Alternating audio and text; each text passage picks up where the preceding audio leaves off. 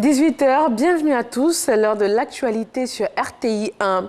Le Premier ministre Patrick Achi a procédé ce mercredi 18 août à l'inauguration du centre de production du projet de simplification et de transformation digitale du foncier urbain de Côte d'Ivoire. Ce projet, initié par le ministère de la Construction, du Logement et de l'Urbanisme, vise à accélérer le processus pour la délivrance des actes administratifs, en particulier l'arrêté de concession définitive ACD.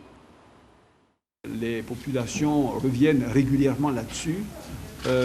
On a à un moment donné eu un problème de lenteur d'accès à ces informations-là. Que ce soit l'ACD, que ce soit les permis de construire, le temps d'obtention de ces documents n'était pas facile. On a également eu un problème de fiabilisation de ces informations, s'assurer que c'est des informations fiables, donc sécurisées.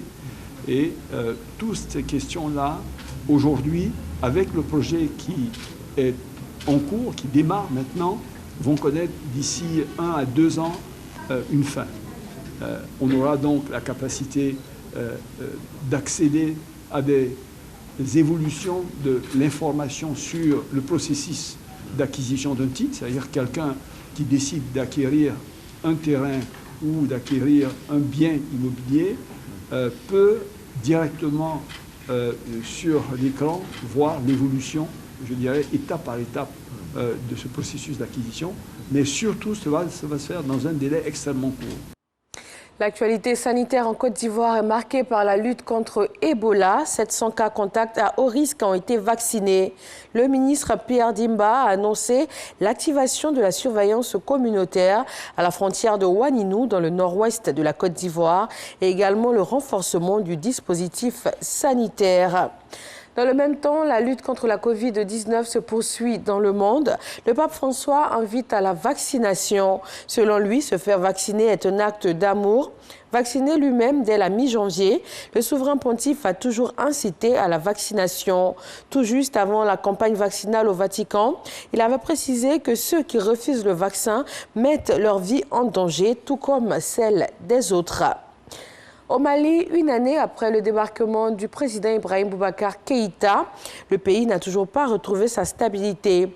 Les grands chantiers restent intouchés selon plusieurs organisations sur place, notamment la plateforme de lutte contre la corruption et le chômage, qui estime que la lutte contre la corruption, l'insécurité, le chômage ou encore la réforme du système éducatif sont toujours au point zéro.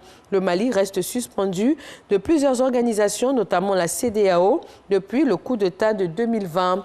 L'une des conditions de son retour est le respect de la durée de la transition, donc l'organisation des élections présidentielles et législatives en février 2022.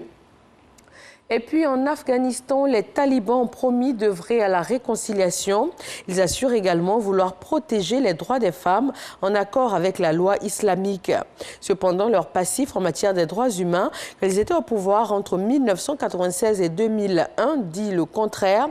Les pays occidentaux attendent donc de constater cette nouvelle politique annoncée par les talibans. Washington s'est dit prêt à maintenir sa présence diplomatique à l'aéroport de Kaboul, mais des pays comme le Canada disent leur intention de ne pas reconnaître un gouvernement taliban. Voilà pour ce Flash Info. Je vous retrouve à 18 h avec grand plaisir sur RTI 1.